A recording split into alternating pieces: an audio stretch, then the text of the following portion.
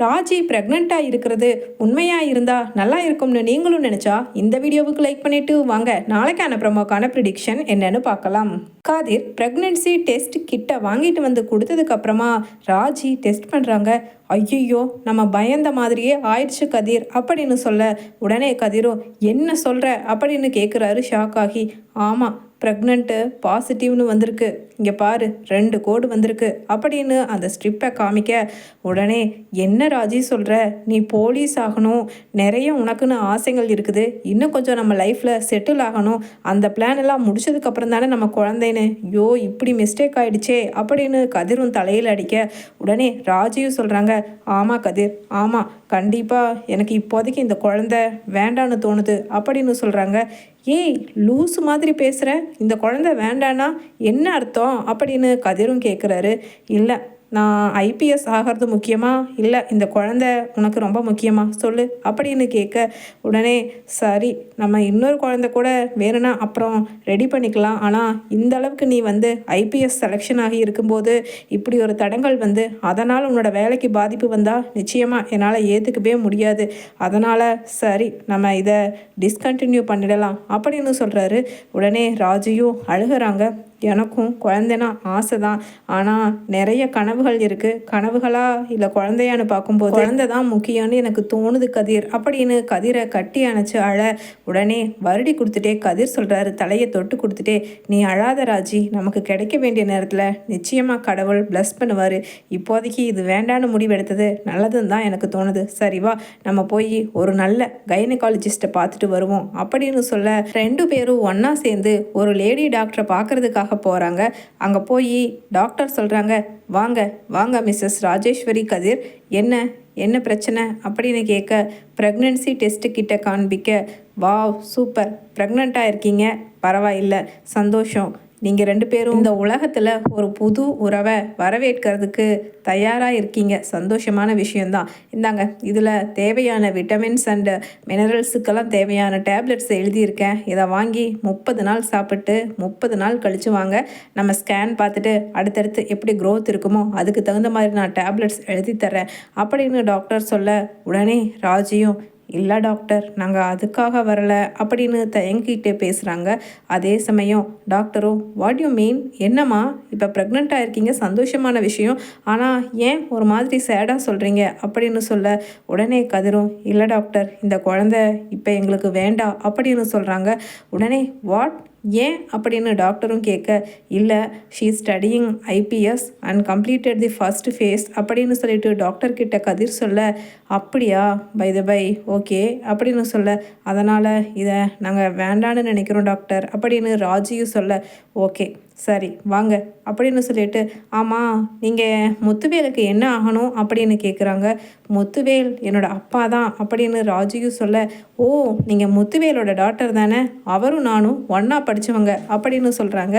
நான் எதுக்காக கேட்குறேன்னா, இதுக்கு முன்னாடி முத்துவேல் நம்ம ஹாஸ்பிட்டலில் அட்மிட் ஆகியிருந்தப்ப உங்களை 2-3 வாட்டி பார்த்தேன், உங்களையும் 2 பேர்த்தையுமே, அதனால தான் நான் கேட்டேன் அப்படின்னு அங்கே டாக்டரும் சொல்ல, அப்படியா டாக்டர், ஓகே ஓகே அப்படின்னு கதிரும், சரி இந்த விஷயத்த நீங்கள் மாமா கிட்ட சொல்ல வேண்டாம் அப்படின்னு சொல்கிறாங்க. ஓகே சரி அப்படின்னு அங்கே டாக்டரும் கூட்டிகிட்டு போய் அங்கே மயக்க ஊசி போட, ராஜிக்கு என்ன நடந்துச்சுன்னே தெரியாமல், டோன்ட் வரி இப்போ நீங்கள் ப்ரெக்னெண்ட்டாக இல்லை, போயிட்டு வாங்க, போயிட்டு 1 மந்த் கழித்து வர வேண்டாம், நீங்கள் ஒரு 2-3 டேஸில் வரணும், அதே சமயம் தேவையில்லாததெல்லாம் நீங்கள் சாப்பிட வேண்டாம், இந்த மெடிசன்ஸ் மட்டும் சாப்பிடுங்க, இது ஃபுல்லாக iron and minerals tablet, so நீங்கள் வேறு எங்கேயும் செக் பண்ண வேண்டாம், என்னையே பாருங்கள் அப்படின்னு அனுப்பிச்சி வச்சிடுறாங்க. அதே சமயம் முத்துவேலுக்கு கேன்சருங்கிறது நமக்கு தெரியும், ஆனால் அவன் ரொம்ப நாளாக தான் பொண்ணு கூட பேசணும், தான் பொண்ணுக்கு ஒரு குழந்தை பிறந்தா தூக்கி கொஞ்சணும்னு நிறைய ஆசைகள் இருக்கிறதா போன வாட்டி நம்ம மீட் பண்ண மீட்டிங்கில் கூட ஃபேமிலி பற்றி பேசும்பொழுது சொன்னான்ல, அப்படி இருக்கும்போது பாவம் அவனோட கடைசி ஆசையாக இந்த குழந்தைய கண்ணில் பார்த்துட்டாவது அவன் போகணும், அதனால் நான் கலைக்கலம்மா ராஜி அப்படின்னு நினச்சிக்கிறாங்க டாக்டரும். அன்னைக்கு ஈவினிங் பழனிவேல் அப்படியே தூக்குறாரு கதிரை, பாண்டியனை, எல்லாரையுமே. அக்கா நீ பாட்டி ஆயிட்டக்கா அப்படின்னு சொல்ல, கோமதியோ என்னடா சொல்கிற, மயிலுக்கு குழந்தை பிறந்துடுச்சா? அப்படி இருந்தால் என்கிட்ட சொல்லியிருப்பாளே அப்படின்னு சொல்கிறாங்க. இல்லைக்கா, இல்லை, நீ 2வது பாட்டி ஆக போகிறக்கா அப்படின்னு அங்கே பழனிவேலு சொல்ல, என்னடா சொல்கிற? நான் 2வது பாட்டியா? என்ன சொல்கிறேன், எனக்கு ஒன்றுமே புரியலை அப்படின்னு. நம்ம ராஜி ப்ரெக்னெண்ட்டாக இருக்குது. காலையில் கதிர் ப்ரெக்னன்சி டெஸ்ட் கிட்ட வாங்கிட்டு வந்து என்கிட்ட சொல்லிட்டு தான் வந்தான் அப்படின்னு சொல்லிட்டு சந்தோஷத்தில் சொல்ல, அண்ணே வாண்ணே வா அப்படின்னு அங்கே பின்னாடி வந்த முத்துவேலையும் அங்கே பழனிவேல் கூப்பிட்டு விடுறாரு. எதுக்கு சித்தப்பா தேவையில்லாமல் அப்பா அம்மானு எல்லாரையும் கூட்டிகிட்டு வந்திருக்கீங்க அப்படின்னு ராஜியும் கேட்க, பின்ன நீ எப்பப்போ ஒரு பேரனையோ பேத்தியையோ பெற்று கொடுக்க மாட்டேன்னு சொல்லி எங்கள் அண்ணன் ஏங்கிக்கிட்டு இருக்காரு. இப்படி ஒரு சமாச்சாரத்தை கேட்ட உடனே அவர் வராமல் இருப்பாரா அப்படின்னு சொல்லிட்டு அங்கே பழனிவேலு சொல்ல, உடனே ஐயோ சித்தப்பா அப்படின்னு சொல்ல, உடனே அங்கே ஐயோ கதிர், நம்ம 2 பேரும் போய் அந்த குழந்தைய மத்தியானம் நம்ம வேண்டான்னு பண்ணிட்டு வந்தது இவங்களுக்கு தெரியாதில்ல அப்படின்னு நினச்சிக்கிட்டு இருக்காங்க ராஜையும் கதிரும். உடனே எப்படி சொல்கிறதுன்னு தெரியாமல் முழிச்சுக்கிட்டு இருக்க கதிர், உள்ளவா ஒரு நிமிஷம் அப்படின்னு ராஜி கூட்டிட்டு போறாங்க. உடனே வெளியில இருக்கிற பழனிவேல் சொல்றாரு, எவ்வளவு வெக்கம் பாருங்க 2 பேத்துக்கும் அப்படின்னு அங்க பேசிக்கிறாங்க. உடனே என்ன என்ன கதிர், நீ எதுக்கு போய் இதெல்லாம் ஊர் முழுக்க டம்மாரா அடிச்சுட்டு வந்த அப்படின்னு திட்டுறாங்க ராஜியும். உடனே இல்லை ராஜி, உங்க சித்தப்பா அதான் மாமா என்னை எப்படியாவது வற்புறுத்தி கேட்டதால நான் சொல்லிட்டேன் அப்படின்னு சொல்ல, இப்போ என்ன சொல்ல போகிறேன்? மத்தியானம் நம்ம அந்த குழந்தைய வேண்டான்னு சொல்லிட்டு வந்திருக்கோம், பண்ணிட்டு வந்திருக்கோம். அப்படி இருக்கும்போது இவங்க எல்லார் வாயையும் எப்படி மூடுறது அப்படின்னு சொல்லிட்டு அங்கே சொல்ல, உடனே பாசிட்டிவ்னு வரல நெகட்டிவ்னு வந்துச்சுன்னு சொல்லிடுவோம் அப்படின்னு சொல்கிறாங்க. ஆமாம், அது ஒரே ஐடியா தான். ஆனால் எனக்கு மனசு ரொம்ப கஷ்டமாக இருக்குது. இத்தனை பேர் சந்தோஷத்தையும் நம்ம எப்படி அப்படி கெடுக்கிறது? இதுக்கு தான் காதும் அறிஞ்ச மாதிரி நீ மட்டும் அந்த ப்ரெக்னன்சி டெஸ்ட் கிட்ட வாங்கிட்டு யார்கிட்டையும் சொல்லாமல் வந்திருந்தேன்னா இப்போ இத்தனை பிரச்சனையே வந்திருக்காது அப்படின்னு சொல்ல, உடனே கதிரோ, எனக்கு மட்டும் என்ன ஆசையா இப்படி எல்லாருக்கும் தெரிஞ்சு எல்லாரும் சந்தோஷப்படும் போது நம்ம இப்படி போய் சொல்லணும்னு? சரி வா, எதுவாக இருந்தாலும் பார்த்துக்குவோம் அப்படின்னு சொல்ல, உடனே அங்கே வளகாப்பை பற்றியெல்லாம் தடபுடலாக பேசிக்கிட்டு இருக்காங்க சந்தோஷத்தில் முத்துவேல், பாண்டியன், கோமதின்னு. உடனே ராஜியும் ஆஹா இல்லை, நான் ப்ரெக்னெண்ட்டாகவே இல்லை அப்படின்னு சொல்ல, உடனே என்ன சொல்கிற அப்படின்னு அங்கே வடிவும் கேட்குறாங்க. ஆமாம், டெஸ்ட் பண்ணதில் நெகட்டிவ்னு தான் வந்துச்சு அப்படின்னு சொல்ல, எங்கடி ஒரு நிமிஷம் வா, அந்த டெஸ்ட் கிட்ட காமி அப்படின்னு சொல்ல திருன்னு முழிக்கிறாங்க ராஜியும். அது வந்து காமின்னு சொல்கிறேன்ல அப்படின்னு அங்கே மிரட்டுறாங்க வடிவும்.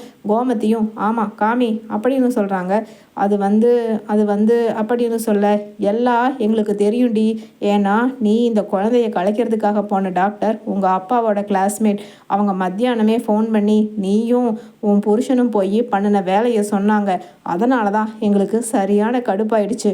அது மட்டும் இல்லை, அவங்க உங்கள் அப்பாவோட ஃப்ரெண்டு, அதனால் அவங்க உன் குழந்தைய கலைக்கல. இந்த வீட்டுக்கு வரப்போகிற குட்டி வாரிசை எப்படி அவங்களால கலைக்க முடியும்? ஏன்னா உங்கள் அப்பா எவ்வளவு குழந்தைக்காக ஆசைப்பட்டாருன்னு போன வாட்டி கல்யாணத்தில் பார்த்தப்ப கூட அவங்கக்கிட்ட சொல்லிட்டு, என் புள்ள ராஜிக்கு கல்யாணம் ஆகி 1 வருஷம் ஆச்சு, இனி பேரனையோ பேத்தியையோ பார்த்துட்டா நான் நிம்மதியாக போய் சேர்ந்துருவேன்னு சொன்னார். அப்படி இருக்கும்போது எப்படி இவங்களால பண்ண முடியும்? அதனால் ஒரு குழந்தை கிடைக்கிறது எவ்வளவு கஷ்டம் தெரியுமா? நீ வேலைக்கு போகாமல் போ, ஆனால் எங்களுக்கு அந்த குழந்தை வேணும், அந்த குழந்தைய நாங்கள் வளர்த்தி விடுவோம் அப்படின்னு அடிக்கிறாங்க வடிவும். உடனே அப்பா அப்படின்னு சொல்ல, என்னை மன்னிச்சிருங்கப்பா அப்படின்னு சொல்கிறாங்க.